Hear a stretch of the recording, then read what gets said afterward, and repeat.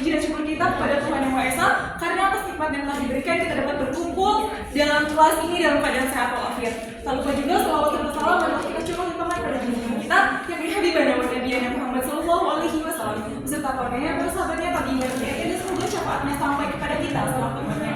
Amin ya rabbal alamin. Perkenalkan, kami dari kelompok 2. Hari ini kami akan membawakan materi tentang memulai usaha dan penilaian bisnis baru. Sebelumnya, izinkan saya memperkenalkan diri terlebih dahulu. Perkenalkan, nama saya Elkia Najmi Kamila selaku moderator yang akan membimbing berjalannya diskusi kita pada siang hari ini. Dan juga dari rekan saya. Perkenalkan, nama saya Berlian Lutfi Atinda sebagai pemateri. Perkenalkan, nama saya Ayu Kristiani sebagai pemateri. Baik, untuk mempersingkat waktu, langsung saja kita masuk pada materi yang pertama. Materi yang pertama ini akan dibawakan langsung oleh Berlian kepadanya. Sebelum memulai, kita akan mencari tahu apa itu korelasi dari investasi dan juga kewirausahaan. Investasi dan kewirausahaan memiliki hubungan yang erat. Pertama, sebagai penyedia modal awal. Tanpa adanya investasi, maka dana dari sebuah usaha akan mengalami keterbatasan, dan juga dengan adanya modal awal berarti kita dapat memiliki kesempatan untuk mengembangkan usaha lebih lanjut. Yang kedua, ada peningkatan skala usaha, di mana peningkatan skala usaha ini investasi berperan sebagai alat untuk ekspansi dari operasional maupun dari jangkauan pasarnya, seperti membuka cabang lebih ke tempat lain. Yang ketiga, ada inovasi dan juga pengembangan. Investasi berperan untuk menciptakan fasilitas teknologi yang lebih baru, sehingga dengan adanya teknologi yang lebih baru, maka penciptaan inovasi yang lebih solutif bagi usaha akan terus terjadi. Yang keempat, ada peningkatan keterampilan dan juga teknologi. Investasi berperan sebagai yang pertama sebagai akses platform dan juga tools modern. Yang kedua, sebagai akuisisi dari teknologi yang lebih mutakhir. Peningkatan keterampilan dan juga teknologi ini berfokus pada sumber daya manusianya.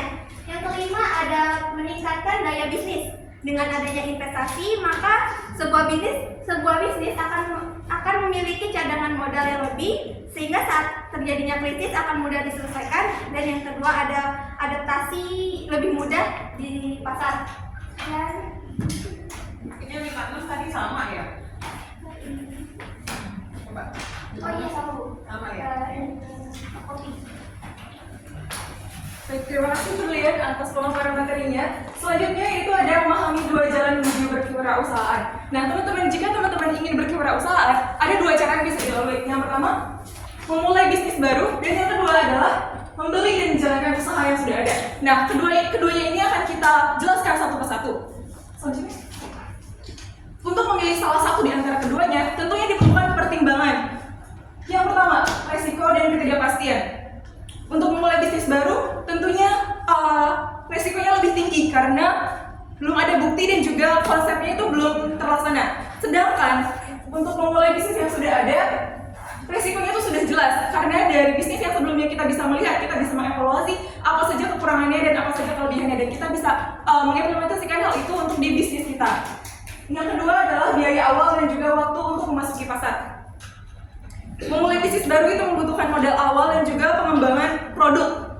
Dan melanjutkan bisnis yang sudah ada, meskipun biayanya lebih mahal, tetapi bisa lebih terjangkau dan juga bisa lebih tergambar apa saja yang perlu disiapkan. Ketiga yaitu adalah kontrol dan juga kreativitas. Memulai bisnis baru memberikan kebebasan penuh untuk melakukan inovasi dan juga pengembangan. Sedangkan jika kita mengambil bisnis yang sudah ada, tentu saja itu akan menghambat kreativitas seorang wirausaha untuk melanjutkan inovasi dan juga kreativitasnya. Dan yang terakhir itu reputasi dan juga hubungan. Memulai bisnis baru akan membangun reputasi dari awal dan dari nol. Berbeda dengan bisnis yang sudah ada. Bisnis yang sudah ada seringkali mungkin reputasinya tercoreng atau misalkan ada konflik dari bisnis yang sebelumnya. Sedangkan bisnis yang baru ini kita bisa membangun reputasi itu dari awal. Nilai-nilai, kita bisa membangun nilai-nilai itu dari awal. Budaya juga kita bisa mulai dari awal. Sedangkan bisnis yang sudah ada sebelumnya memiliki kemungkinan untuk reputasinya itu lebih sedikit buruk daripada kita memulai atau membangun reputasi dari awal. Oke, sebentar, Ibu tanya kepada kelompok presentasi. Ya, jadi menurut kelompok kalian lebih menguntungkan mana ya untuk bisnis usaha baru kah atau kita bergabung dengan bisnis lain atau misalnya kita baru waralaba? Menurut pendapat kalian bagaimana? Sehubungan dengan apa yang harus dipertimbangkan dengan tadi yang namanya bisnis baru. Menurut pendapat kalian bagaimana? Menurut pendapat kelompok kami, tentunya bisnis yang sudah ada maupun bisnis baru itu memiliki keuntungan dan kelebihannya masing-masing aja. Tapi kita lebih dominan kepada bisnis yang baru karena bisnis yang sudah ada ini kemungkinan memiliki hal-hal yang mungkin tidak bisa dibenahi gitu, sehingga bisnis itu dijual dan kita mengambil alih. Mungkin itu bisa kita perbaiki, bisa kita benahi, tapi lebih menguntungkan jika kita memulai bisnis baru gitu. Tetapi memulai bisnis baru pun mempunyai risiko yang banyak gitu, seperti target pasarnya kita juga belum tahu dan lain sebagainya. Jadi kalau menurut pendapat kalian lebih dominan kita memiliki usaha baru, ya? Karena dilihat dari segi apa? Kalau kalian melihat segi apa? Tidak hanya dalam kreativitas, tapi dari segi apa? Jadi kalau kita mulai bisnis baru kan berarti kita dapat mulai dari minat kita masing-masing kan. Dari minat kita bisa menciptakan usaha sesuai dengan apa yang kita mau. Berarti kalau apa yang kita mau berarti budaya dari usahanya juga sesuai apa yang kita mau. Jadi kalau kita sesuai minat mungkin akan lebih mudah untuk menguntungkan karena kita lebih fokus untuk bisnis kita sendiri dan juga lebih mudah untuk menguntungkan. Jadi lebih kepada minat kalian sebagai pengusaha ya, wirausaha sebagai pengusaha baru. Kemudian mungkin bukan laba, artinya modalnya mungkin lebih kecil ya dibandingkan kita memiliki waralaba ya.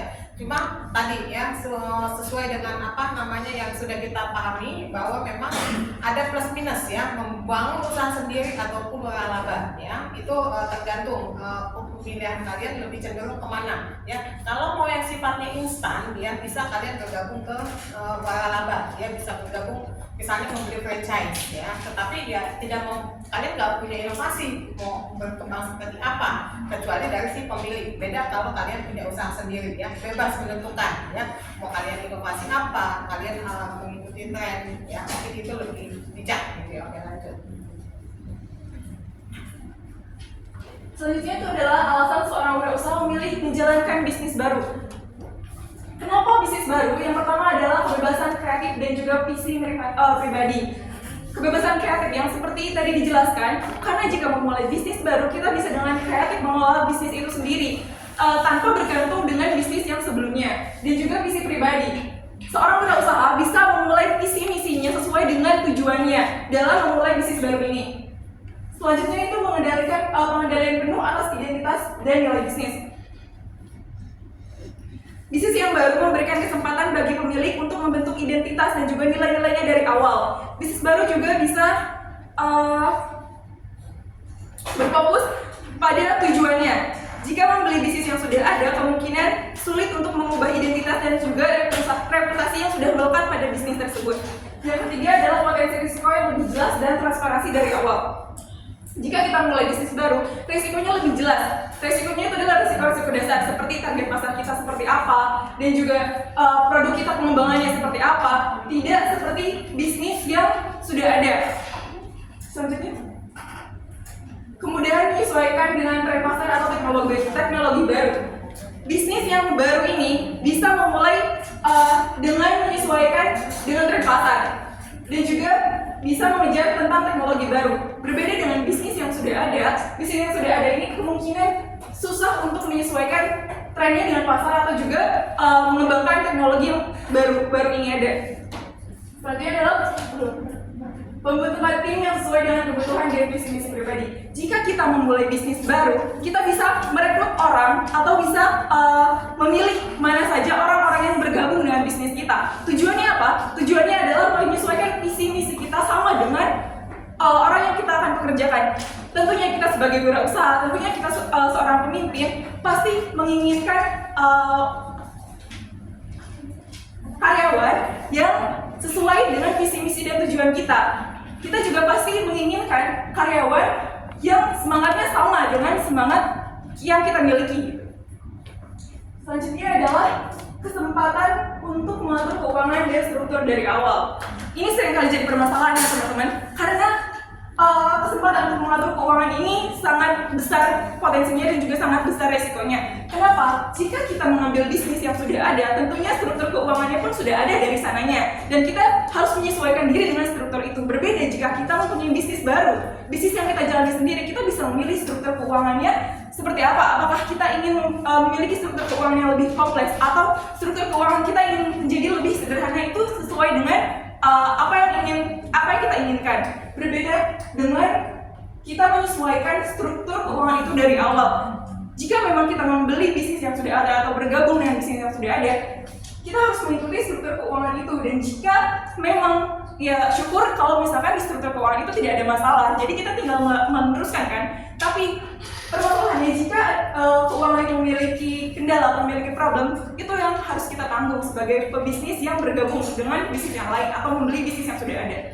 Selanjutnya, ya biaya awal yang mungkin lebih rendah. Nah, jika kita membangun usaha baru, kita bisa menyesuaikan dengan modal yang kita miliki. Berbeda dengan bisnis yang sudah ada, kita harus mengeluarkan investasi mungkin untuk mengeluarkan investasi yang lebih tinggi untuk mengakuisisi bisnis tersebut gitu. Selanjutnya adalah tantangan dan juga kesenangan dalam membangun dari awal. Kita sebagai generasi muda yang ingin berbisnis pasti memiliki tantangan, atau ada sebagian wirausaha yang memang dia berwirausaha karena ingin mengejar tantangan tersebut, dan juga memiliki kesenangan dalam membangun bisnis tersebut. Jika kita sebagai seorang wirausaha bergabung dengan bisnis yang sudah ada, itu kurang terasa kesenangan untuk membangun bisnis dari nol atau membangun bisnis dari awal. Selanjutnya adalah fleksibilitas dan juga kemampuan beradaptasi di pasar. Jika bisnis baru, kita bisa menyesuaikan dan juga bisa fleksibilitas dalam mengelola bisnis kita di pasar. Berbeda dengan bisnis yang sudah ada, kemampuan beradaptasinya juga mungkin bisa lebih kurang daripada membangun bisnis yang sudah ada. Selanjutnya, memahami kriteria evaluasi dan berbagai tipe ide untuk memulai bisnis baru. Nah, ini adalah 10 kriteria yang perlu kita pertimbangkan. Yang pertama adalah pasar dan target pelanggan. Sebagai bisnis baru, kita harus menyesuaikan diri atau mengevaluasi kriteria mana saja sih pelanggan yang akan kita rangkul untuk menjadi pelanggan kita, dan juga target pasar mana yang akan kita masuki. Yang kedua adalah analisis persaingan. Kita sebagai wirausaha yang ingin memulai usaha baru, tentunya kita juga harus menganalisis persaingan, mana pebisnis mana atau wirausaha mana yang kemungkinan besar menjadi target bisnis kita, kemungkinan besar menjadi target pesaing bisnis kita. Yang kedua adalah model bisnis. Nah, kita sebagai wirausaha yang membangun usaha dari awal bisa menentukan model bisnis seperti apa yang akan kita jalani dengan kreativitas dan juga inovasi yang kita punya. Selanjutnya adalah modal dan keuangan. Seperti tadi yang sudah dijelaskan, kita bisa menyesuaikan modal kita untuk membangun bisnis kita dari awal. Yang kelima adalah sumber daya dan tim. Tadi juga sudah sempat disinggung, sumber daya manusianya itu kita bisa merekrut orang yang sesuai dengan visi dan misi kita, yang sejalan dengan tujuan kita. Tujuannya adalah membangun tim yang kompak untuk untuk menjalankan usaha kita bersama. Maaf ya. Selanjutnya adalah regulasi dan juga legalitas. Regulasi dan legalitas ini tentunya sangat penting bagi pebisnis yang baru seperti kita. Kenapa? Karena jika kita membangun bisnis secara ilegal, tentunya itu tidak boleh. Dan kita juga harus menganalisis atau mengevaluasi mana saja legalitas dan juga regulasi yang harus kita penuhi tentunya. Selanjutnya adalah inovasi dan juga keunikan. Bisnis baru ini kita bisa membangun bisnis dengan berbagai keunikan yang akan kita munculkan pada produk kita, atau juga kita bisa berinovasi dengan produk yang sudah ada tapi kita kembangkan menjadi lebih baik lagi. Selanjutnya adalah strategi pemasaran. Nah, kita sebagai wirausaha yang memulai bisnisnya dari awal, tentunya bebas memilih strategi pemasaran apa yang kita inginkan, entah itu strategi pemasaran secara digital atau secara langsung, itu beda-beda dan itu sesuai passion dari seorang wirausaha itu sendiri. Selanjutnya adalah risiko dan mitigasi. Nah, meskipun kita memulai bisnis baru, tentunya kita juga harus memitigasi resiko. Misalkan kita harus mengevaluasi dan kita menganalisis dulu nih pasar-pasar yang seperti apa yang akan kita masuki dalam bisnis kita. Dan juga misalkan di situ terdapat resiko, misalkan produk yang sama atau juga keunggulan produk, itu resiko itu harus kita mitigasi dari awal. Yang terakhir adalah visi dan misi. Visi dan misi ini tentunya sangat-sangat penting untuk seorang wirausaha. Bukan hanya seorang pemimpin saja yang harus memiliki visi dan misi, tapi juga seorang wirausaha juga memiliki visi dan misi untuk bisnisnya yang akan berjalan ke depannya. Visi dan misi ini tentunya adalah tujuan dan bagaimana cara merealisasi tujuan itu. Maka dari itu visi dan misi ini sangat penting dimiliki seorang wirausaha dan juga bisnis itu sendiri. Selanjutnya, ide memulai bisnis baru.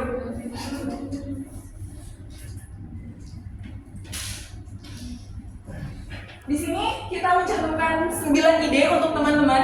Yang pertama adalah ide berbasis kebutuhan pasar.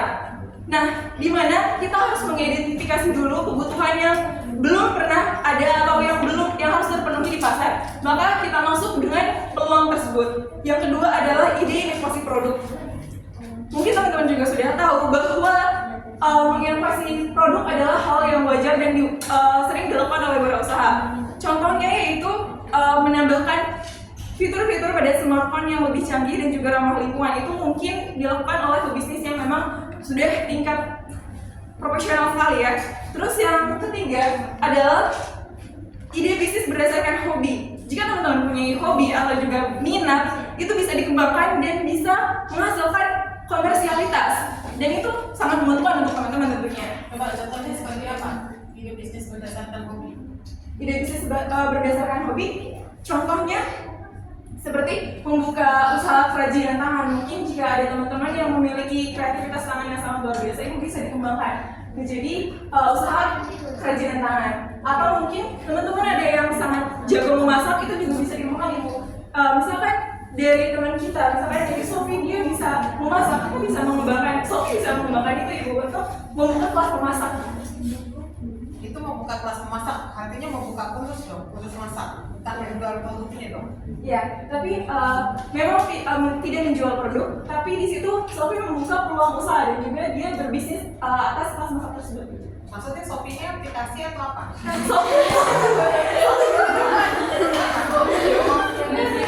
Oh, contohnya Shopee. Iya, maksudnya Shopee buka misalnya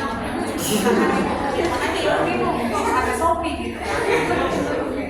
Artinya selain bisa mengembangkan dalam bentuk pelatihan ya, misalnya pelatihan masak-memasak kan banyak juga ya, misalnya memasak apa yang lagi booming saat ini, mungkin seblak ya, bagi mungkin UMKM pemula ya, bagi yang mau berusaha. Kemudian bisa jadi UMKM-nya itu produknya bisa dijual. Kalau sekarang kan ada yang namanya frozen ya, lebih praktis ya. Oke, lanjut. Lanjut teman-teman. Selanjutnya adalah ide bisnis digital. Nah, mungkin dari sebagian teman-teman juga ada yang udah memulai ide bisnis digital ini. Kita bisa memanfaatkan platform ataupun handphone yang sedang kita pegang, kita bisa memanfaatkan untuk memulai bisnis kita. Selanjutnya adalah ide. Sebentar, seberapa penting sih bisnis digital dalam bisnis suatu bisnis baru? Dalam suatu bisnis nih, nggak usah baru, lama pun butuh yang namanya bisnis digital. Menurut kalian seberapa penting? Menurut saya sendiri itu sangat penting ibu, karena dalam bisnis digital ini membuka banyak sekali peluang dan bisa membuka banyak sekali jangkauan untuk seorang bisnis pemula, bisa menyebarkan relasi ataupun target pasarnya di situ itu. Dan juga ya. Jadi lebih kepada promosi ya, promosinya lebih berbiaya murah. Karena apa? Kita bisa melakukan promosi ya melalui WhatsApp group mungkin ya. Kalau kalian Instagram atau Facebook, kalau dulu kita harus ke media ya. Media itu jangkauannya luas ya. Mau misalnya media televisi ataupun radio. Kalau saat ini tidak terlalu booming ya, lebih cenderung kepada digital ya, yang serba digital. Atau kita mempunyai aplikasi ya, lebih mudah ya. Oke, lanjut. Yang kedua ini adalah ide bisnis sosial. Mungkin dari teman-teman juga kurang familiar nih dengan ide bisnis sosial ini. ini membantu masyarakat dan fokus pada penyelesaian masalah sosial sambil menjalankan bisnis. Contohnya seperti apa? Contohnya adalah usaha yang menyediakan pelatihan kerja bagi penyandang disabilitas. Selanjutnya adalah inovasi dan juga layanan. Inovasi dan layanan ini meningkatkan pengalaman pelanggan untuk menawarkan layanan yang lebih baik daripada pesaingnya. Contohnya adalah layanan antar makanan dan juga pengalaman pengguna yang lebih cepat dan juga efisien. Selanjutnya adalah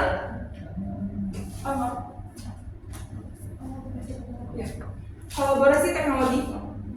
Mengadopsi teknologi baru, menggunakan teknologi terkini untuk mengangkat efisiensi dan juga efektivitas. Contohnya adalah menggunakan AI untuk personalisasi dan juga pengalaman pelanggan. Yang ke-9 adalah franchise, yang mana mengambil model yang sudah ada. Nah, contohnya adalah seperti membuka cabang usaha yang sudah ada dan juga sudah sukses. Contohnya seperti membeli hak franchise dari restoran atau juga kafe yang sudah terkenal. Selanjutnya adalah sumber ide memulai usaha. Yang pertama adalah identifikasi masalah dan juga kebutuhan. Sumber ide ini pertama datang dari identifikasi masalah dan juga kebutuhan. Berasal dari hasil pengamatan kita dan riset kita dalam kehidupan kita sehari-hari, maupun riset kita dalam pasar. Nah, dari hasil pengamatan, kemudian kita mencari solusi terhadap masalah tersebut dan menjadikan memasukkan peluang bisnis dalam solusi tersebut. Yang kedua adalah hobi dan minat. Seperti yang sudah dijelaskan tadi, hobi dan minat sangat memungkinkan untuk memulai ide usaha. Yang selanjutnya adalah tren dalam pasar. Banyak tren ini dalam media sosial ataupun dalam pasar, kita bisa mengambil keuntungan dari hal tersebut. Dan selanjutnya adalah inovasi bisnis yang sudah ada. Inovasi dari produk jasa yang sudah ada ini mengadaptasi usaha atau juga kemudian memodifikasinya dengan ide-ide yang lebih unggul dan juga lebih inovatif untuk mempertahankan dan menambah nilai peluang inovasi pada produk tersebut. Sumber ini dapat menghasilkan beberapa jenis usaha dan juga menjadikannya suatu usaha yang berinovasi. Contohnya adalah jamu tradisional yang dikonsepkan secara modern. Yang terakhir adalah teknologi digitalisasi. Memanfaatkan perkembangan teknologi yang sudah ada menjadi sumber ide memulai usaha adalah dengan teknologi ini dapat diadaptasi oleh usaha melalui banyak platform digital. Nah, contohnya dari teknologi digitalisasi ini, mungkin dari kalian ada yang jago editing atau juga lain sebagainya. Itu bisa dikembangkan untuk menjadi sebuah bisnis untuk membuka jasa desain grafis dan juga lain sebagainya.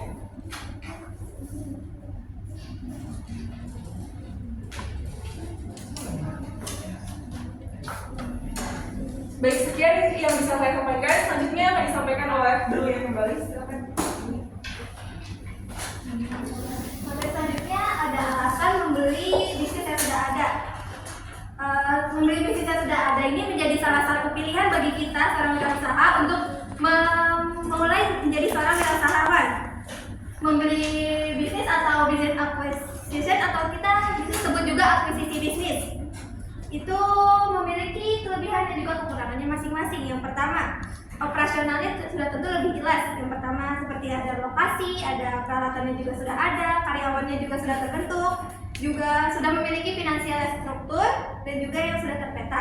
Terus apa sih tantangan dari membeli bisnis yang sudah ada? Yang pertama, pasti biaya akuisisinya lebih tinggi kan, dan juga mungkin saja adanya risiko seperti kurangnya transparansi dari internal usaha itu sendiri, atau mungkin juga ada sebuah masalah pada legalitas maupun adanya kehilangan pelanggan.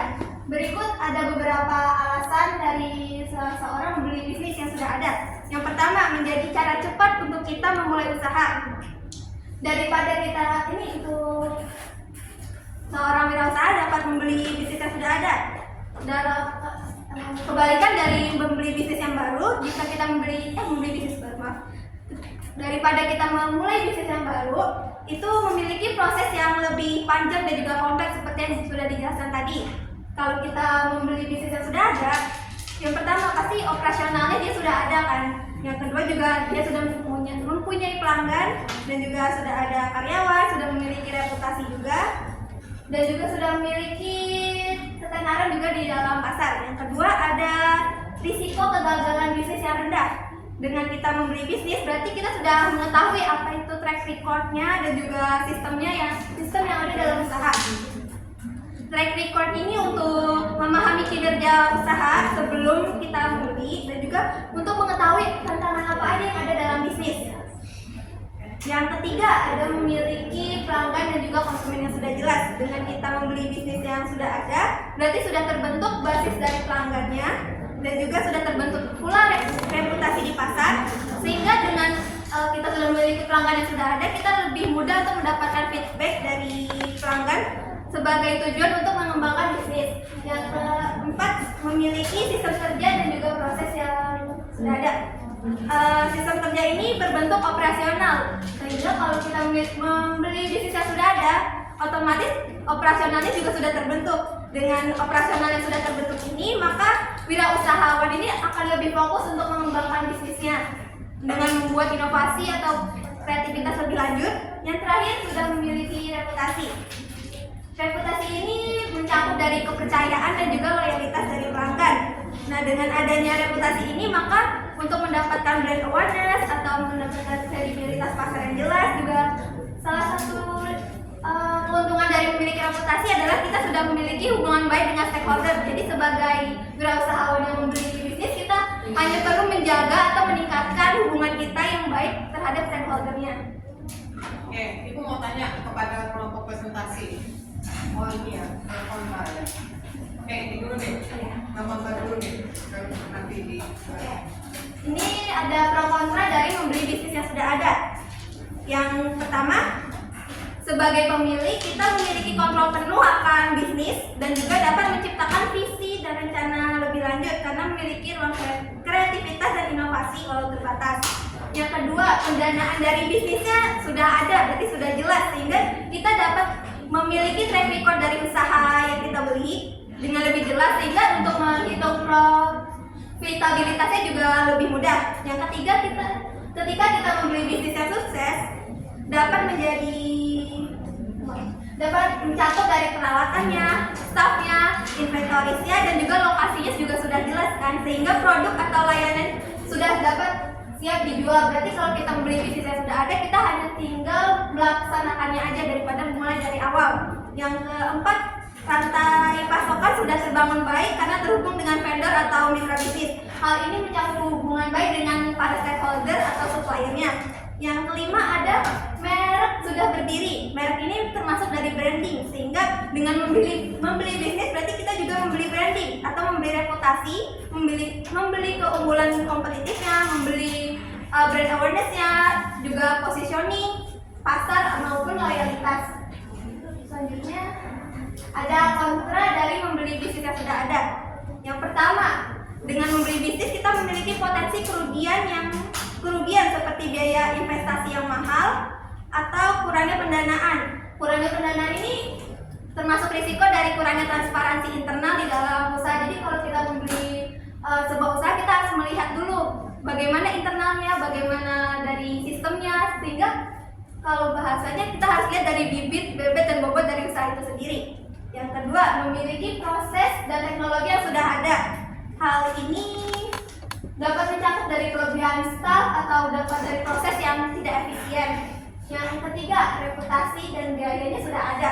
Jika reputasi dan biayanya sudah ada, ini juga dapat menjadi kontra karena berarti bisnisnya sudah dikenal luas di pasar, dan juga jika memiliki suatu reputasi buruk walaupun sedikit, itu dapat mengurangi peluang bisnis itu dapat berkembang lagi di dalam pasar dan juga dapat mengakibatkan ulasan negatif kepada bisnis kita. Oke, jadi tadi bisa ditanya kesimpulan untuk pro dan kontranya seperti apa kalau presentasi? Kalau sebelumnya untuk tadi masalah apa nih? Membeli suatu bisnis yang sudah ada, ya kan? Ya. Dari segi pro-nya berarti kita tinggal kita menjalankan aja gitu bisnisnya, kita nggak perlu melewati yang namanya fase trial and error yang lebih dalam, atau kita juga lebih mudah itu untuk mengembangkannya karena kan dia sudah memiliki struktur awal atau memiliki penyangga yang kuat. Lalu dari sisi kontra ya, kalau kita membeli bisnis kan berarti kita membutuhkan pertama biaya modal atau pendanaan yang lebih. Karena jika bisnis yang kita beli ini juga udah sukses, berarti kan dia sudah memiliki reputasi di pasar, bisa dari lokasinya atau dari pelanggannya. Berarti kan untuk modal awalnya bakal juga lebih tinggi, seperti kayak kita beli tanah yang dari dalam daerah maupun yang dekat jalan kan pasti memiliki harga yang berbeda, pendanaan juga yang berbeda. Kalau dari kontranya juga, kalau kita tidak tahu inti atau struktur lebih dalam atau internal dari usahanya, berarti kita kurang dari transparansinya. Sehingga kalau kita memiliki transparansi yang kurang pada bisnis yang kita beli, itu bisa menjadi risiko yang lebih lanjut, entah bakal kecil atau akan lebih menjadi besar lagi risikonya. Oke, jadi intinya yang ini dalam bisnis baru itu adalah apa? Di sini sistem operasionalnya sudah terbentuk ya, terus kemudian pelanggannya sudah jelas ya. Jadi kita hanya tinggal meneruskan. Tetapi kalau untuk kontranya ya kita nggak tahu tuh kalau si franchise itu punya hutang atau tidak, karena tidak terbuka masalah keuangan ya nggak. Kemudian kita nggak bisa yang tadi disebutkan ya itu kita berinovasi, karena inovasi itu sudah dibentuk ya. Itu intinya seperti itu. Oke, lanjut. Selanjutnya ada apa sih alasan suatu bisnis dijual? Yang pertama, mencari peluang yang lebih baik. Terkadang pemilik atau seorang wirausahawan hanya mencari bisnis yang memiliki peluang lebih atau yang terbaik baginya, atau mungkin juga mengalami ketidakcocokan dengan bisnis yang ia miliki sehingga ia harus menjualnya. Yang kedua, adanya kebangkrutan. Kebangkrutan ini disebabkan oleh adanya tekanan pada keuangan bisnis, seperti adanya utang atau arus kas yang negatif, dan juga mungkin dari segi persaingan pasar yang lebih ketat. Terus ada masalah dari manajemennya, atau adanya penurunan dari penjualan maupun permintaan, atau bisa jadi dalam kondisi ekonomi makronya, seperti adanya krisis ekonomi maupun adanya perubahan regulasi. Yang ketiga, kelelahan. Seorang pemilik mungkin saja kehilangan minatnya terhadap bisnis yang ia miliki sehingga ia menjualnya, lalu setelah menjual dia kan mendapat modal baru. Dari modal tersebut dia lebih memilih untuk mencari atau membuka bisnis lain. Yang keempat, pertumbuhan bisnis yang tidak dapat dikelola. Sebagai seorang wirausahawan, kita tidak hanya membuka usaha langsung buka, pasti kan kita membutuhkan ilmu dan juga membutuhkan kemampuan atau kompetensi yang lebih lanjut. Jadi kalau kita tidak memiliki cara atau tidak memiliki metode atau tidak memiliki kemampuan dalam membuka bisnis, maka bisnis pasti tidak akan berjalan dengan baik, sehingga bisnis tidak dapat dikelola dan akhirnya tidak dapat dijalankan kembali. Yang terakhir, adanya kompetisi. Kompetisi ini termasuk dalam persaingan bisnis. Dengan adanya persaingan bisnis yang lebih ketat, pemilik ini bisa jadi tidak dapat mengikuti persaingan yang ada di pasar sehingga dia memilih untuk menjualnya. Jadi ini kalau kompetisi mungkin dari kesiapan dari seorang wirausahawannya sendiri atau pemiliknya. Oke, jadi Ibu bisa tarik kesimpulan yang tadi mengenai alasan suatu bisnis dijual ya.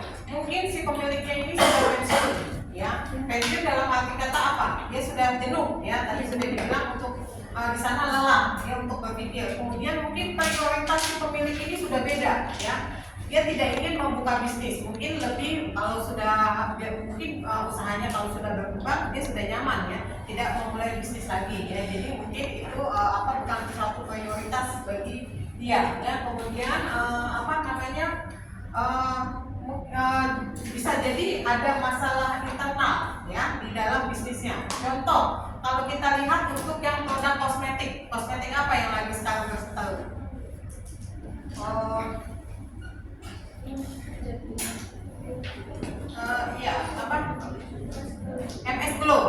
MS Glow ya, selalu terlihat berkonflik ya sama pemiliknya, itu di internal. Kalau kita yang mungkin kalau kalian sebagai pegawai nggak tahu tuh di atasnya sedang ada apa ya, tetapi itulah namanya bisnis ya, belum tentu bersesuaian. Oke, lanjut.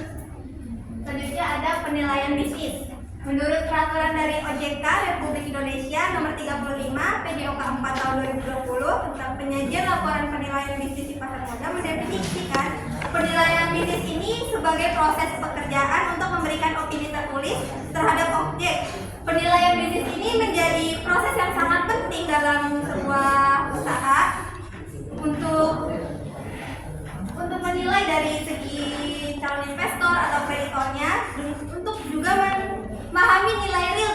usaha itu sendiri dengan tujuan untuk mengambil keputusan yang lebih baik atau untuk melakukan berbagai kayak merger, membeli, akuisisi maupun dalam penjualan.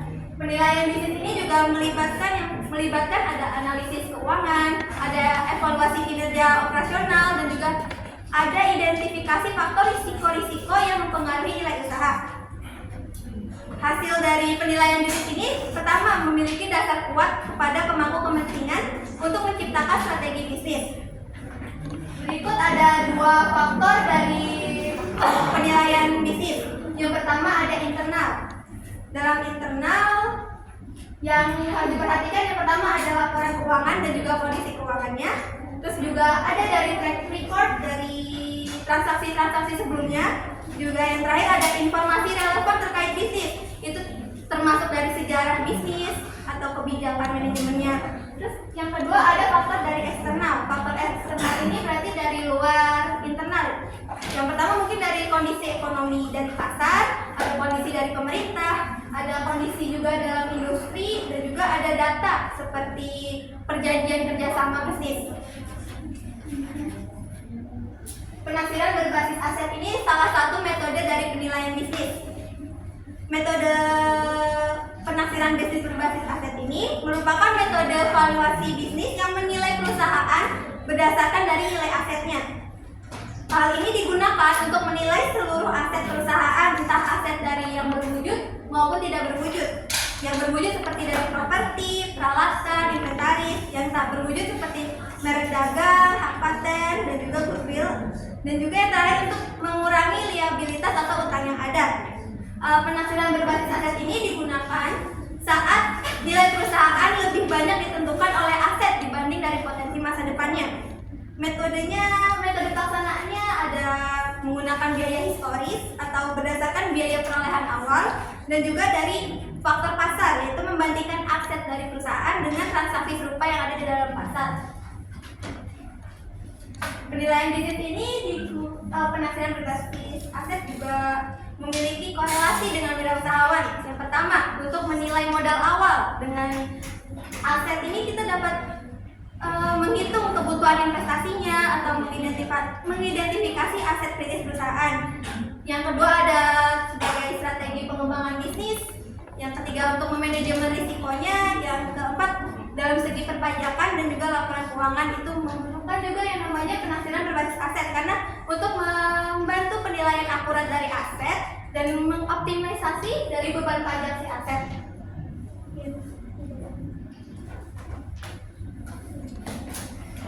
Terima kasih Brilian atas penyampaian materinya. Materi selanjutnya adalah penaksiran pasar yang dapat diperbandingkan yang akan disampaikan langsung oleh Kak Ayu Sulistiani.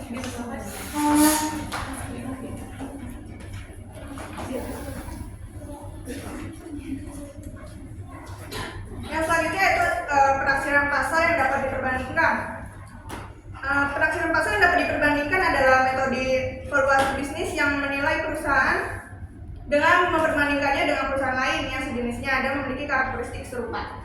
Metode ini sering digunakan dalam valuasi bisnis karena memberikan panduan harga berdasarkan nilai pasar dari perusahaan sejenis yang telah dijual, diakuisisi atau terdaftar di bursa. Pendekatan ini memungkinkan penilaian yang lebih realistis karena didasarkan pada kondisi pasar yang nyata.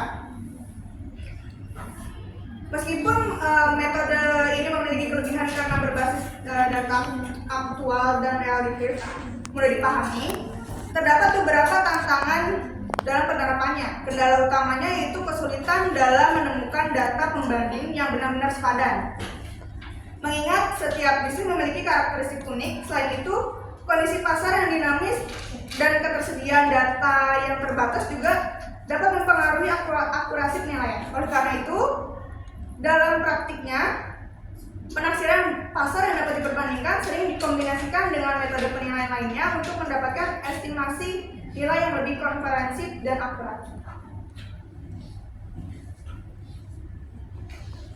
Selanjutnya itu faktor-faktor non-kuantitatif dalam penilaian bisnis. Faktor-faktor non-kuantitatif dalam penilaian bisnis adalah elemen-elemen yang sulit diukur dengan angka tetapi memiliki pengaruh besar terhadap nilai keseluruhan perusahaan. Faktor ini mencakup aspek-aspek seperti reputasi, budaya perusahaan, loyalitas pelanggan, dan kekuatan merek yang bisa memberikan keunggulan kompetitif atau risiko tertentu yang tak terlihat dalam laporan keuangan. Faktor-faktor non-kuantitatif dalam penilaiannya adalah sebagai berikut. Yang pertama itu adalah persaingan pasar. Kompetitif adalah faktor persaingan ini dapat mempengaruhi nilai dan potensi pertumbuhan suatu bisnis. Karena keberadaan persaingan yang kuat atau perubahan dalam tingkat persaingan dapat mempengaruhi keuntungan, pangsa pasar, dan posisi kompetitif perusahaan. Penilaian bisnis yang baik harus mempertimbangkan berbagai faktor yang berkaitan dengan persaingan pasar untuk memberikan gambaran yang akurat tentang risiko dan peluang yang dihadapi perusahaan. Yang kedua adalah komunitas di masa depan. Merujuk pada pentingnya hubungan dan interaksi sosial antara perusahaan dan kelompok-kelompok pengguna, pelanggan, atau pemangku kepentingan lainnya yang relevan. Saat ini komunitas telah menjadi bagian integral dari strategi bisnis yang berfokus pada pembangunan hubungan jangka panjang dan penciptaan nilai sosial yang lebih sulit diukur secara langsung menggunakan angka. Oleh karena itu, pendekatan non kuantitatif dalam penilaian bisnis akan lebih banyak memiliki aspek kualitas dari hubungan tersebut, seperti loyalitas, keterlibatan, persepsi merek, dan dampak sosial. Komitmen hukum merujuk pada sejauh mana perusahaan atau entitas bisnis berkomitmen terhadap kewajiban hukum, etika, dan regulasi yang berlaku. Meskipun aspek hukum seringkali dapat diukur secara kuantitatif, dalam penilaian kuantitatif lebih banyak yang ditekankan pada persepsi, komitmen moral, dan budaya kepatuhan hukum yang dimiliki oleh bisnis. Yang terakhir ada kontrak serikat pekerja, menekankan pada kualitas hubungan industrial dan komitmen perusahaan terhadap kesejahteraan pekerja. Aspek yang dinilai mencakup harmonisasi hubungan antara manajemen dan serikat pekerja, serta kemampuan perusahaan untuk menyelesaikan konflik secara konstruktif. Perusahaan yang memiliki hubungan yang baik dengan serikat pekerja cenderung menciptakan lingkungan kerja yang stabil, meningkatkan loyalitas karyawan, dan mengurangi resiko gangguan operasional. Selanjutnya, cukup yang tadi memahami faktor-faktor non kuantitatif dalam penilaian bisnis ya. Jadi intinya di sana adalah mengenai reputasi bisnis ya. Kemudian ada yang namanya loyalitas pelanggan ya. Kemudian ada yang namanya lokasi bisnis. Kemudian kualitas hubungan dengan si pemasok. Intinya seperti itu. Cukup gitu loh. Itu aja. Itu nanti pertanyaan habis ini soal kelompok selanjutnya.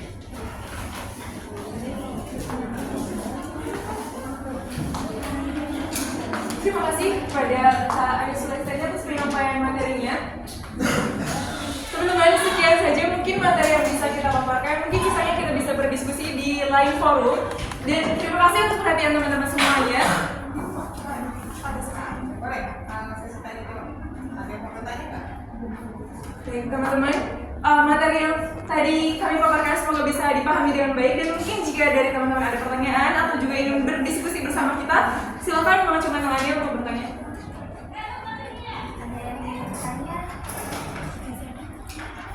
Oke, kalau nggak ada ibu itu yang bertanya ya, kelompok presentasi. Supaya mau bertindak, nah di sini silakan untuk kelompok selanjutnya. Ini pertama mau bertanya kepada Elvia. Elvia, jika sebuah bisnis ya dijual dengan alasan pemilik itu pensiun, ya yang tadi kita sudah jelaskan. Faktor apa aja sih yang harus kamu analisis sebelum membeli bisnis tersebut? Baik, terima kasih untuk pertanyaannya. Tadi jika jika bisnis itu pemiliknya yang sudah pensiun, faktor apa saja yang harus kita analisis? Ya. Menurut saya sendiri bisa ditambahkan mungkin dari teman-teman jika ada yang tahu. Menurut saya faktor yang pertama tentunya reputasinya, karena reputasi bisnis itu sangat penting dan sangat berpengaruh pada bisnis kita yang akan kita jalankan ke depannya. Itu yang pertama. Yang kedua adalah struktur keuangannya. Kita juga harus mengetahui struktur keuangannya itu apakah memiliki hutang-hutang sebelumnya seperti yang tadi saya bilang, ataupun memiliki problem dengan masalah keuangan atau krisisnya yang sebelumnya tidak diketahui.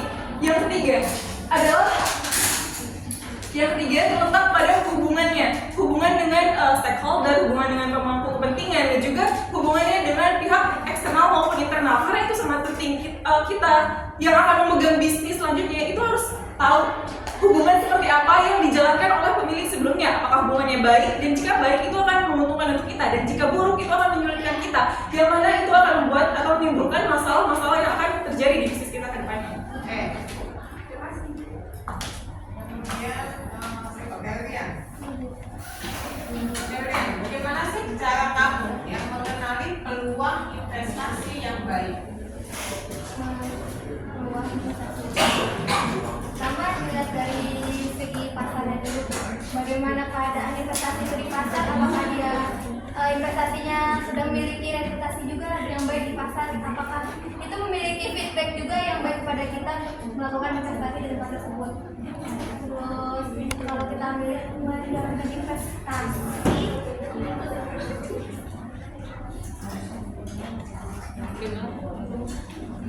kita juga harus ini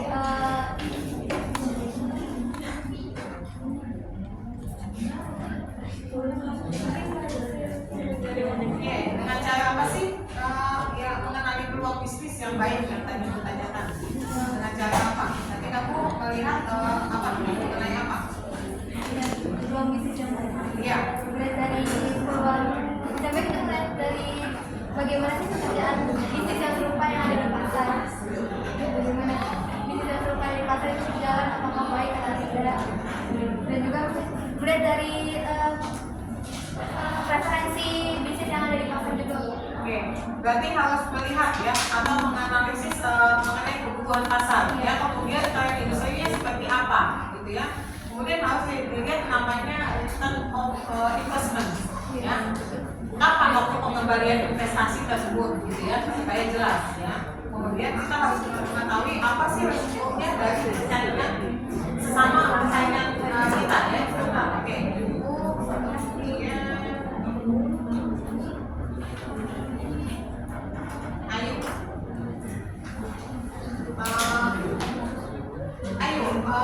Sebutkan dan jelaskan yaitu dua tipe yang memulai usaha.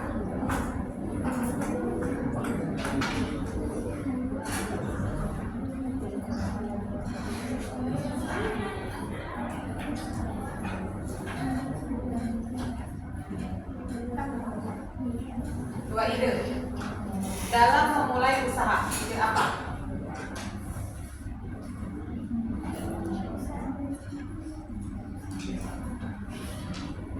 Pertama itu memulai bisnis baru dan membeli bisnis yang sudah. Kak, ide itu memulai bisnis baru apa? Idenya apa? Dari hobi. Oke, hobi. Selain hobi apa?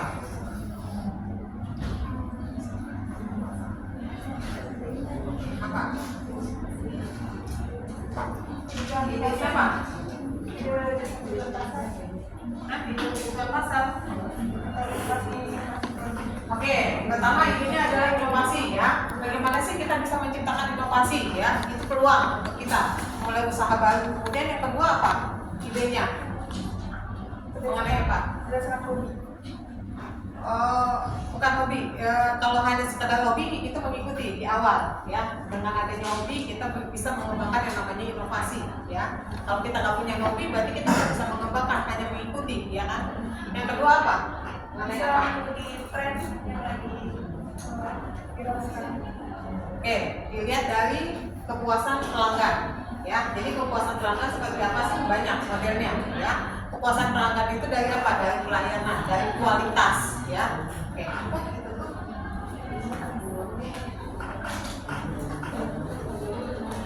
Terima kasih pada Ibu Etia atas pertanyaan-pertanyaan yang telah diberikan kepada kelompok kami. Terima kasih juga pada teman-teman saya yang sudah memaparkan materinya, dan terima kasih pada teman-teman semua yang sudah memperhatikan kita dari tadi yang sudah memaparkan materi kita. Mungkin sekian saja yang dapat kami sampaikan. Mohon maaf bila ada kesalahan dan kekurangan. Wabillahi taufiq wal hidayah. Wassalamualaikum warahmatullahi wabarakatuh.